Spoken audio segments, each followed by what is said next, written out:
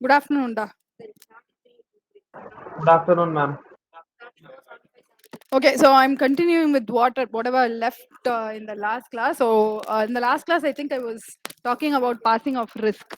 Okay, so moving on, how do you transfer a title by a person who is not the owner? Okay, if a person is not an owner to one property, how do you transfer the title? Okay, so the general rule is only the owner can sell the goods. The title will be transferred from the owner to the person who is going to buy the property.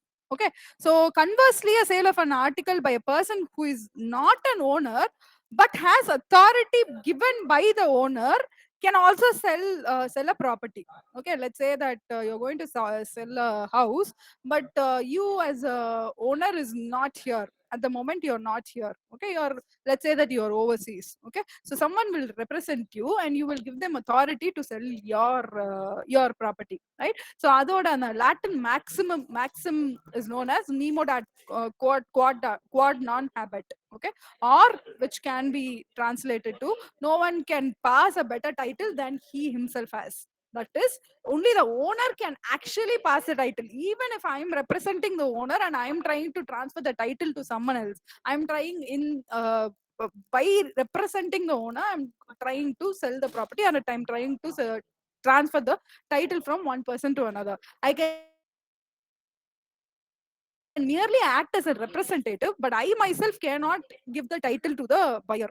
Okay, it is the owner that he's the person who is going to actually give up the title and give it to someone else. That is, the owner will only be able to transfer the property, fully transfer the property. Okay, so this is transfer of title by a person who is not the owner. Next is, what are the exceptions to this particular rule? We already saw that only the owner can transfer the title, but what are the exceptions to this general rule? First one is, if you're a mercantile agent, if you're going to be a mercantile agent who is an in-between party, then you have the authority to transfer the title. Okay. Second one is, if you are the co-owner. But even if you're the co-owner, you have to talk to all the other owners. Let's say that you and two other people own a particular property. Then not only you but the two other people should also be in consent to sell it to another party, and whatever money you get out of selling that property, you will share among the three of you. Okay, so this is sale by co-owner. Next is sale by a person in possession under voidable contract. If the contract is voidable, then sale by the person is allowable. It comes under exemption.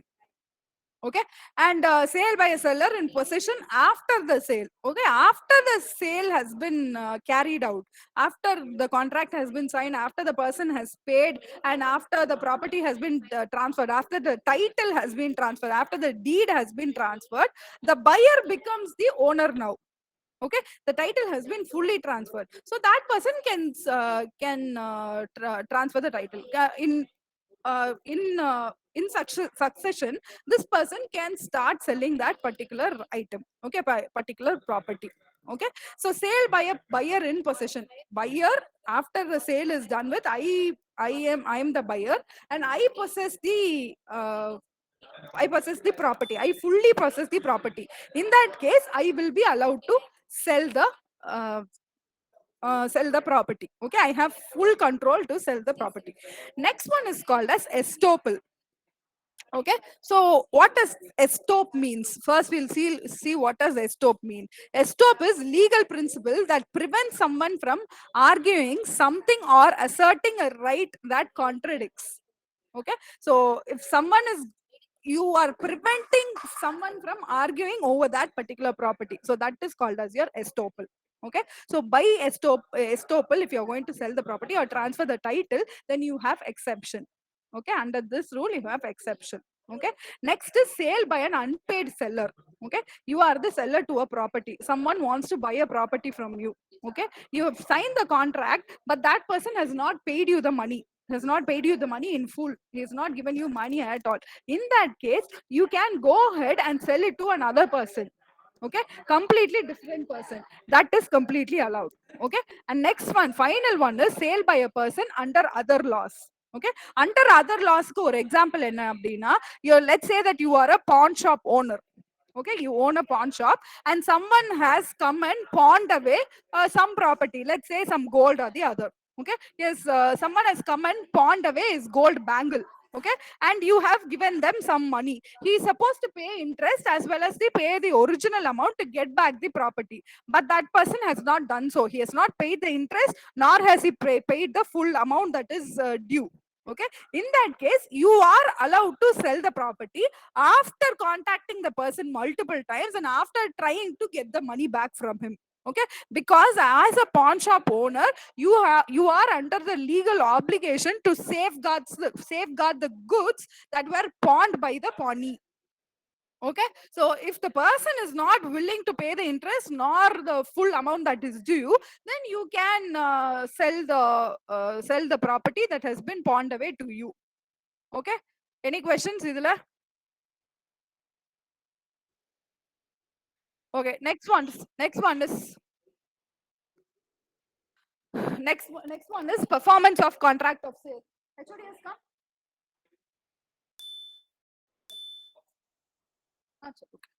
Contract of sale. So performance of contract of sale is nothing but the delivery part of your sale. Okay. So when is your contract fully performed? When you are paid and when the product is delivered. So the performance of contract of sale defines a simple transaction where the seller delivers the good in exchange for payment. Okay. So when is the contract fully performed? When you actually deliver the goods and when you are paid in full. Okay. So delivery is the very important part here, very important part of your performance of sale. So next we'll talk about delivery. டெலிவரின்றது என்னன்னா voluntary transfer of position of goods from one person to one other. Okay, this can be both physical delivery or a token delivery. Okay, in case you are buying, let's say you are buying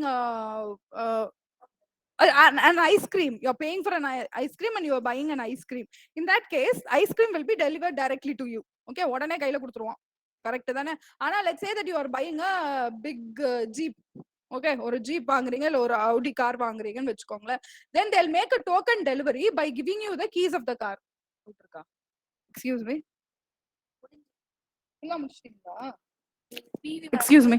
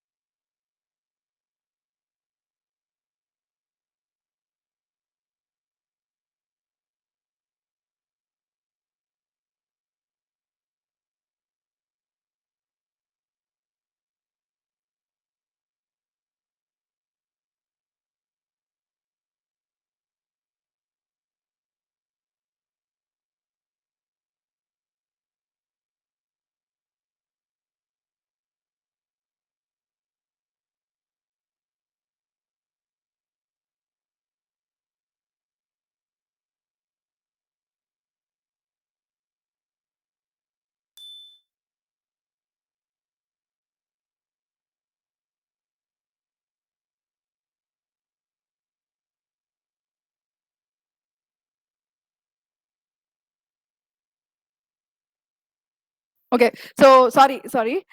So delivery is nothing but voluntary transfer of portion of goods from one person to another. Okay, voluntarily someone is going to give away your goods. Okay, so you're asking for something and that person is giving you away the particular property, right? And in this, as I was telling you, this delivery can be a physical delivery or it can be a token delivery depending on the circumstances. Whatever circumstances that you are in, it can be either a token delivery or a, excuse me, 1 minute. என்னைக்காவது ஒரு நாள் பசங்க எல்லாம் சேர்ந்து இந்த excuse me சொல்லி சரியா நீங்க கிளாஸ் ஓட்டுறீங்கன்னு திட்ட போறாங்க. So token delivery is, let's say that you are purchasing an Audi car. Okay, instead of delivering the car directly to you at that point itself, they'll give you the keys away. Okay, adukapram if you are going to transport it to a long distance, let's say that you are buying a Rolls Royce which is not exactly available in India and you are exporting it from overseas, then what they'll do is they'll give you a token, as a token of the token delivery, they'll give you the keys or the spare keys and then the car will be exported to you. Okay, so that is called as your token delivery. Either physical delivery will be done or your token delivery will be done. Okay, so the transfer of goods from one person to another will be considered a delivery under a sale of contract only when he transfers the when the goods transferred is a voluntary process. Okay, when they willingly transfer you the goods, then that is called as delivery. வேற ஏதாவது coercion இருந்ததுன்னா that will be not considered as delivery, and that will not come under the purview of contract of sale at all. Okay, even though they might have paid for it. இப்ப undersell பண்ணுவாங்க, நிறைய பேர் வந்து undersell பண்ணுவாங்க. They'll threaten people, they'll coerce people, and they'll try to undersell the property. And the cases la it will not exactly come under your delivery. Okay, because that wasn't a voluntary decision. Next one is the transfer is done by means of theft, fraud, or force. Okay, if it's going to be a theft or fraud, then that is not exactly a delivery. Okay, because again it is not voluntary. Owner kitta irundhu without the owner knowing, someone has taken away the goods, and after which it is delivered to you. So it is not actually a successful transfer of title. Okay, someone has done it by force, so that will not be considered as delivery. And third one is mere possession of goods does not constitute valid delivery of goods. Okay, just because someone is possessing a good at one point of time does not mean that the goods have been delivered to them. It has to be to the right person under the contractual contract. Okay, so on a contractual basis, two people might have signed in the contract, and only when it is delivered to the right party and the right party owns it and starts enjoying the property or is enjoying the goods, then it is called as a delivery. Okay, now what are the characteristics of acceptance of goods by a buyer, or what are the buyer's rights? Okay, first one is buyer intimates the seller that he has accepted the goods. Okay, it is the duty of the buyer to inform the seller that he has accepted the goods. Okay, if it's um, if it's going to be especially when it's going to be an immovable property, then the buyer has to inform the seller that they have taken charge of the property or taken charge of the goods. Okay, next is retain the goods, and after the lapse of a reasonable time without intimating the seller has rejected them. Okay, so usually when you are going to buy anything from Amazon, ஏதாவது ஒரு online purchase பண்ணீங்க, e-commerce websites, if you are going to purchase, they have for some goods, that is not for all goods, for some goods they have a time frame wherein you can return those products. If you're not happy with the products, you can return those products. And some people, after the time has elapsed, they'll come and say that no, see, I'm not happy with the products, I want to return the product. In that case, that will not be considered as a proper call. Okay, it is a duty, again it is a duty of the buyer to let the seller know that whether he is happy with the product or not happy with the product within the time frame mentioned. Okay, there is always a time frame, so the buyer has the responsibility to inform the seller of the circumstances under which he is rejecting it. He must also explain to the seller under what circumstances he is actually rejecting the product. Okay, next one is, does any act on the goods which is inconsistent with the ownership of the seller? For example, pledges or resells. If the seller sends the buyer a large or smaller quantity of goods, sorry, that is a separate point. Sorry.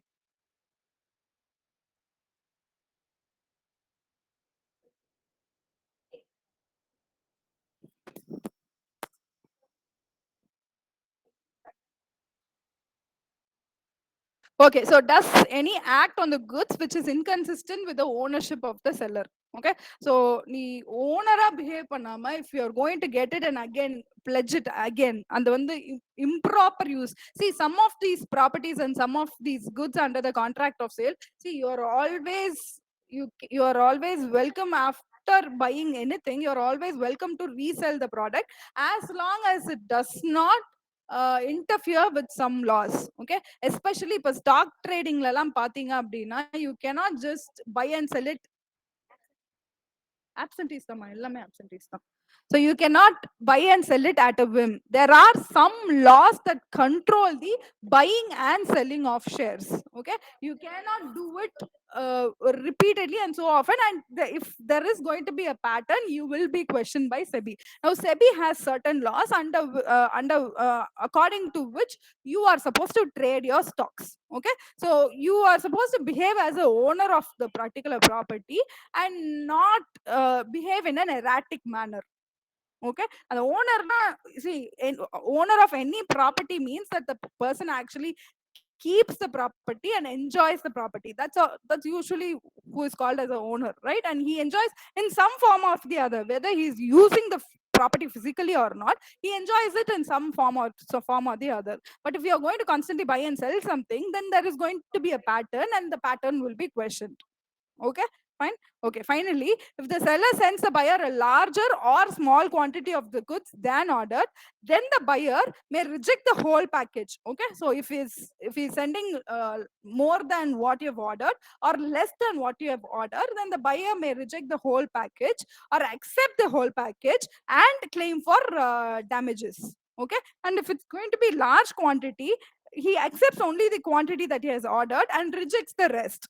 Okay, இது usually எங்க நடக்கும் அப்படின்னு பாத்தீங்கன்னா, இந்த small quantities பர்ச்சேஸ்ல என்ன பண்ணுவீங்கன்னா, நீங்க போய் வந்து 1 kg இது கேட்பீங்க. Or think of your bigger fruits. For example, ஒரு வாட்டர்மெலன் கன்சிடர் பண்ணுங்க. யூ மைட் நீட் ஒன்லி ஒரு 1 kg of watermelon, but the watermelon might actually come around, weigh around 2 kgs, right? Then the shopkeeper will persuade you or try to convince you to get the whole 2 kgs and not try to cut off that watermelon, because once it cut off, it becomes quite stale, and if it's left in open, it becomes quite stale, and no other people might want to buy that. Okay, so you can either accept the watermelon, reject the watermelon, or accept the quantity that you only ordered and reject the rest. Okay, it's entirely up to the buyer. Okay, in that particular sense, the seller cannot influence, or he can try to persuade, he can try to convince you, but he cannot demand that you actually take the entire quantity or give in smaller quantity. Okay. Okay, with that, I complete your fourth unit. Fourth unit, Sales of Goods Act, is over. And moving on, your fifth unit is Negotiable Instruments Act. I'm only going to give you the introduction of Negotiable Instruments Act, and from next class onwards, we'll discuss it in detail. Okay, but what are negotiable instruments? Negotiable instruments means a promissory note or a bill of exchange or a check or payable to either order or to the bearer.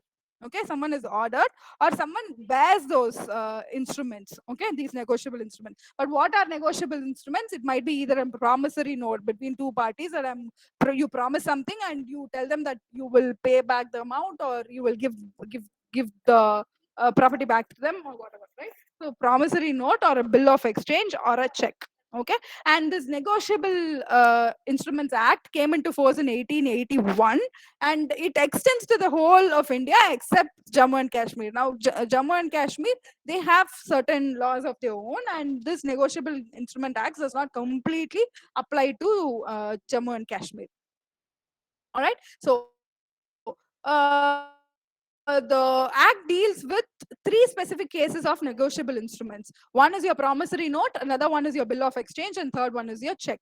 Okay, and the act does not apply to Indian Paper Currency Act 1871. So paper currency is completely completely different from your it does not come under your negotiable instruments at all. Okay, and second one is the local usage relating to any instrument in the Oriental language. So for example, there are these hundis. If you go and Google hundis, you'll have these people who are actually writing up whatever. So let's say that someone is coming and getting money from you. Okay, so they'll just write it up, and there will be no legal, there will be signature of both the parties. Let's say that you're coming and getting some money from me. You are getting a loan from me, and you're collecting a loan from me, right? And you're collecting a certain amount of money from me. Okay, so we are both signing a piece of paper, but that is not a legal document. Okay, it's just a paper, and that person is usually who the vaddi madri, vaddi, it's called as vaddi, right? So those hundis will not actually come under your Negotiable Instruments Act. Okay, there are some cases in which hundis also come under Negotiable Instruments Act. We'll see where those apply in later cases. Okay, but before, this is your Negotiable Instrument Act as a whole. But before finishing this class, I want to talk about a case study. 1 minute. I'll share that case study. The board.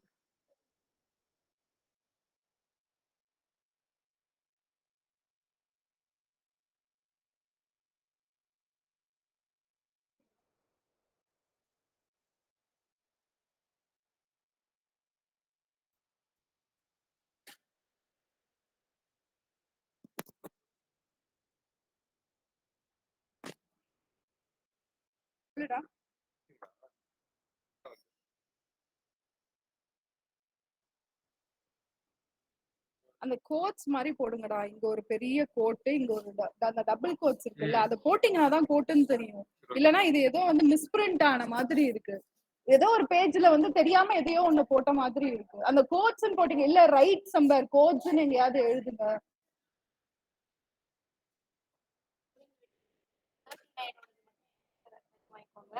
39 39 இல்லம்மா. Okay okay sorry 30 10 okay okay மட்டும் ST sir reference வாங்கிட்டேன். அப்புறம் SMM RK மட்டும் தான் எல்லாமே bending.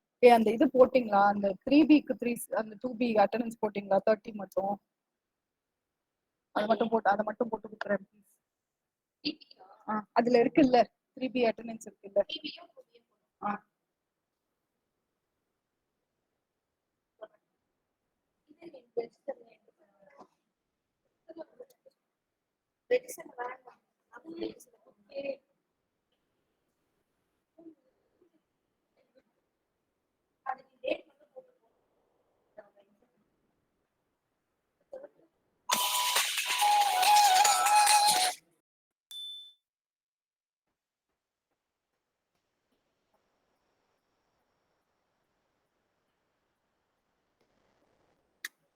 Did you talk?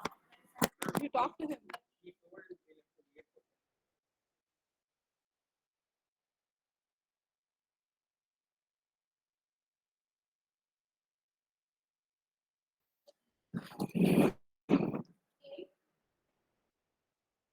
Okay, so the parties in this case, are you able to see the case, right? The idu theriyuda, page theriyuda, website theriyuda? Yes ma'am. Yes ma'am.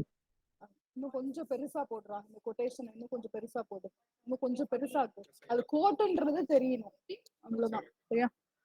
Okay, so the case is between Coffee Board versus the Commissioner of Commercial Tax. Okay, and this is a very famous case as far as your contract of sale is concerned. Okay, but what are the facts of the case? Facts of the case is, there is a rule according to which all the coffee producers, they are supposed to redirect all their homegrown coffee. அவங்க என்ன coffee manufacture பண்ணிருந்தாலும் they are supposed to sell it to the Coffee Board. Okay, and Coffee Board is supposed to accept those coffees that are manufactured by these people, irrespective of whether they want it or not. Okay, they may have their inventory full and they may have their stock full, but according to Coffee Act of 1942, they are supposed to accept all the coffee.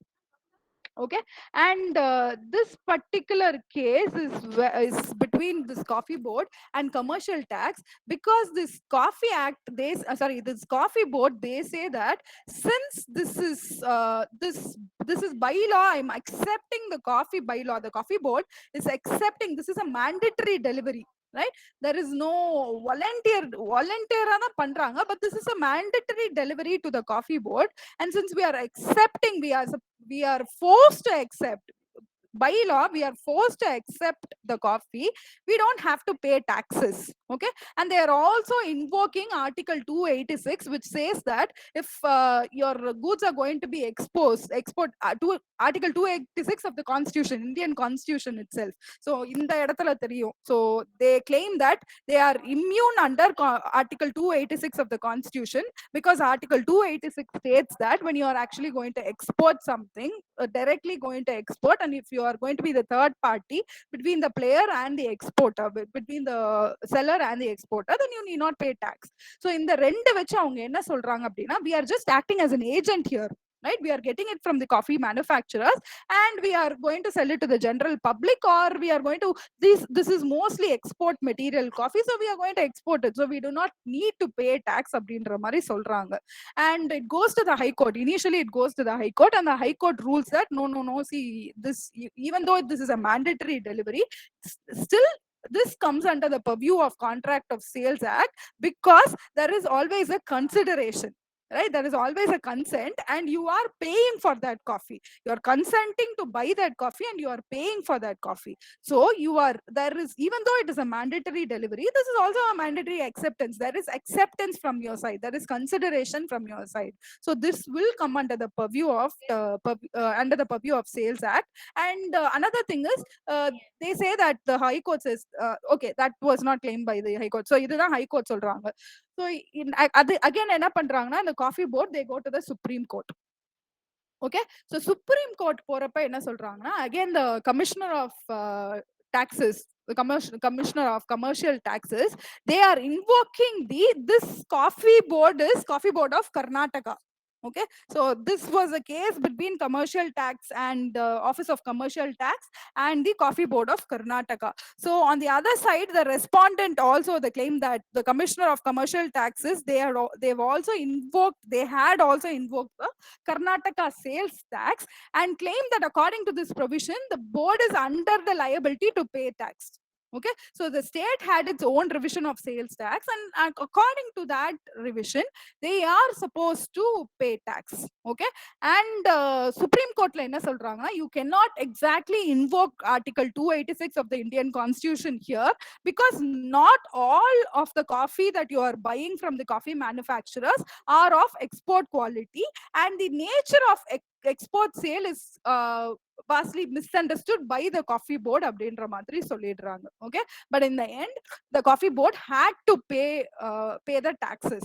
Okay, but the issue in this particular case was, the main issue in this particular case was the consent to buy coffee. Because வந்து இதுல என்ன படிச்சிருக்கோம்னா, there are two parties always in the contract of sale. There are two parties, one is the buyer and the seller, and the buyer should be willingly giving the money, and the seller should be willingly delivering. He should voluntarily deliver the products that he has manufactured or products that he is meant to sell, right? So this person, this coffee manufacturers, they are voluntarily delivering under the Coffee Act, they are voluntarily delivering the coffee. But this coffee board is claiming that since this is mandatory, since this is due to the act, this is just a mandatory delivery. That's not a volunteer delivery. This is this mandatory delivery, and it cannot be considered as an exact delivery under the Sales Act. Okay, under the Contract of Sales Act அப்படின்னு claim பண்றாங்க. But then Supreme Court moves the case against them. Okay, புரிஞ்சுதா? யாருக்கா doubt இருக்கா இந்த கேஸ்ல? The case. Okay, so you can always use this case for Sales Act. This is one of the major cases as far as your this thing is concerned. This is one of the major cases. Again, citing this particular case, there was also another case. கீழ இருக்கும்.